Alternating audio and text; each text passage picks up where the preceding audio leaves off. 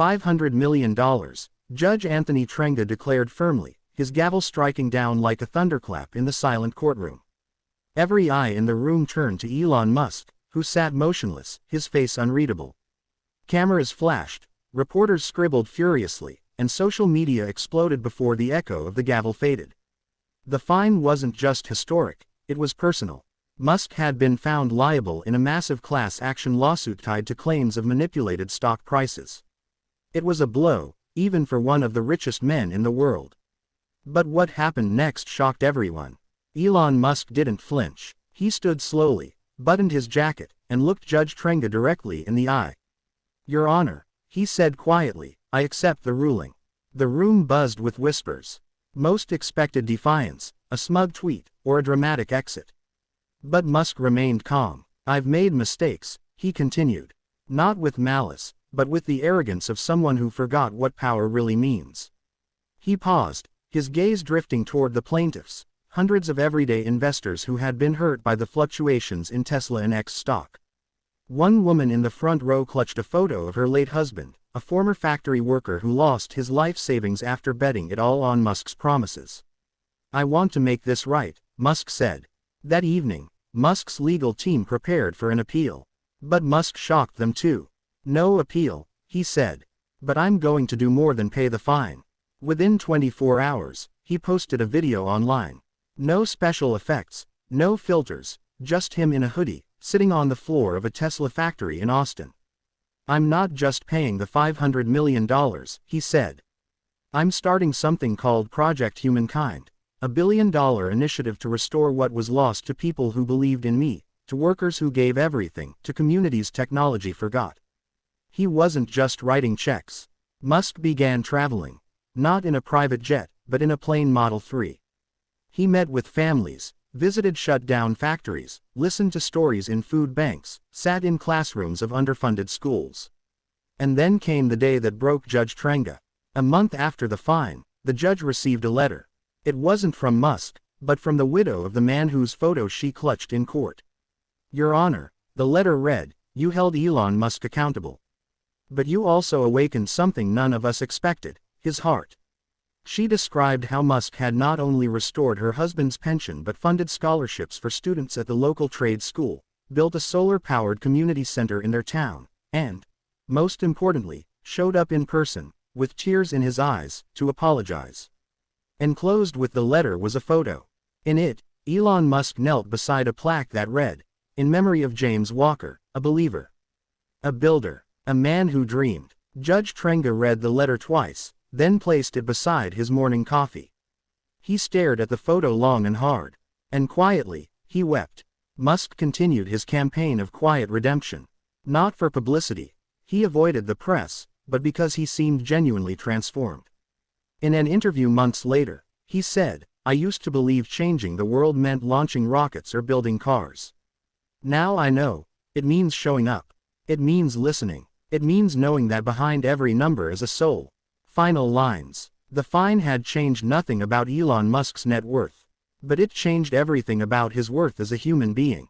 And in a world driven by ego and profit, one unexpected act of accountability sparked a ripple of compassion that reminded millions, especially in the US, UK, and Canada, that redemption is real, and humanity is never too far gone to reclaim. In the months that followed, Project Humankind took on a life of its own. What began as Elon Musk's personal atonement became a global movement. Former Tesla employees volunteered to help distribute funds. Local leaders in Detroit, Baltimore, and Sheffield received calls from Musk's new foundation, offering aid with no strings attached.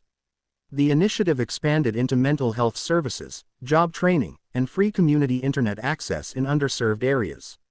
One snowy morning in Toronto, a school principal received an unexpected call. "Mr. Musk would like to rebuild your tech lab," the caller said. Principal Atkinson, who had once taught coding on second-hand laptops from the early 2000s, burst into tears. Within weeks, her students were learning on state-of-the-art computers, some of them going on to win national competitions. When asked by a Canadian journalist what inspired the gift, Musk said, "Greater than, you don't fix a broken system with press releases. You fix it by going where the cracks are, and pouring yourself into them. The turning point. A personal letter. Weeks later, Elon received a letter that made him pause. It wasn't from a celebrity or politician. It was from a young boy named Caleb in Manchester, England. "I'm 12, Caleb wrote in neat handwriting, and my mum says we're poor, but I think we're just unlucky. I used to think rich people didn't care. But you showed me some do. I want to build things like you one day. Thank you for helping people like us."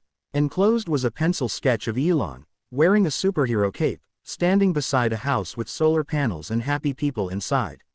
Musk carried that sketch in his jacket pocket from then on. Back in the courtroom, nearly a year after the verdict, Judge Anthony Trenga invited Elon back to the same courtroom for a ceremonial closure. The world watched again, but this time, not with suspicion, with hope. Trenga stood and addressed the courtroom. "When I issued that fine, I intended to correct a wrong. I never imagined I would witness the birth of something so humane. Mr. Musk, your response has set a precedent, one not of law, but of legacy." He paused, his voice thick with emotion. Most men build empires. Few build bridges back to the people they left behind. As the gallery stood in applause, Musk didn't smile. He looked humbled, perhaps even smaller than before, but somehow, more whole. Inspired by Project Humankind, other billionaires began stepping forward. Quietly at first, then boldly. Factories reopened with fairer wages. A program in New York offered guaranteed basic income funded by tech CEOs. In Birmingham, England, a young inventor received a full scholarship through Musk's Scholarship Trust and went on to create a sustainable water filtration system now used across Africa. None of this was headline news for long. It didn't need to be. It lived in the changed lives, the rebuilt towns, the grateful heart. In a quiet moment, Musk stood on a rooftop garden in South Texas, watching the sunset. He turned to his assistant and said, "Greater than, I used to dream about Mars. Now I think Earth still has some magic left in it. Kindness doesn't always come easy.